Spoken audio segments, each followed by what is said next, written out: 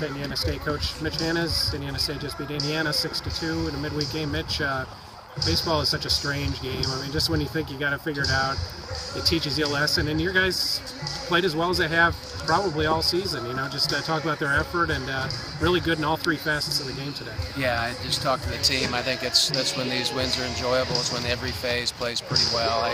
I really felt like it started on the mound. I felt like Trent Lunsford gave us a solid 3, and then Connor Schweinebart coming in, Greg Kuhlman, and Austin Conway at the end. I just felt like we set a very good tempo from the mound, and then obviously offensively, Jake Hayes hitting the big 3-run homer that kind of got us off that zero. Really turned the tide and gave us the momentum, which we never truly relinquished after that. Some timely hits today, Jacobs being chief among them, but you know, when guys start to make things happen at the plate, I mean, you hear how it's contagious and all that, and maybe that's a cliche, but it sure seemed that way today. And you know, the confidence that these guys seem to be getting back, you know, seems to be a real thing at this point. Well, you know, confidence is good as your next start on the mound, and we understand that. And I think offensively, we also understand that 5 is a big number for us. You know, last year when we scored 5 runs, we were 24-1, and this year to this point, we're 10-4 when we scratch out 5. So that's kind of a big number for us offensively, and it's been a moving target. We've struggled to get there at times, and then when we have gotten there, we've given up more than 5. So it was really nice to put that pitching phase, especially with a lot of guys in the bullpen throwing tonight. They did a great job. Yeah, bullpen did nice. Schweinebart, after struggling early, really settled down and pitched very well. And Greg Kuhlman gets you a big out in the 8th. And,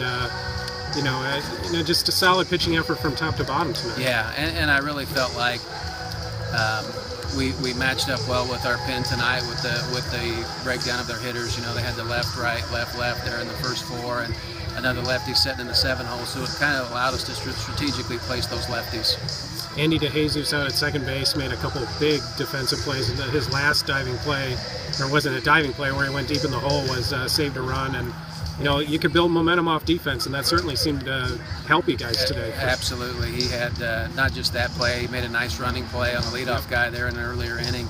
He just has tremendous range, and he's made a lot of those plays for us since we've bumped him in there at second. And Tyler Freese has been very solid for us at short. He had a couple nice plays tonight as well. And you know, even the play that was an error, you know, on both ends, it wasn't an easy play, but we got the tag on, just popped out of the glove.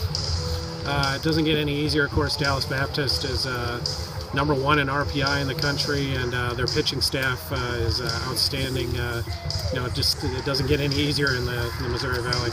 No, I was hoping you'd let me enjoy this win for a couple of hours, but no, we're very aware of what Dallas Baptist is this year. We know that they're #1 in the RPI, and many people feel like they're as good as any top 10 team in the country. So we got a tall task, and I think the bottom line, we've got to go in and play very aggressive and attack the zone and play very similar to tonight. All right, thanks a lot, Mitch.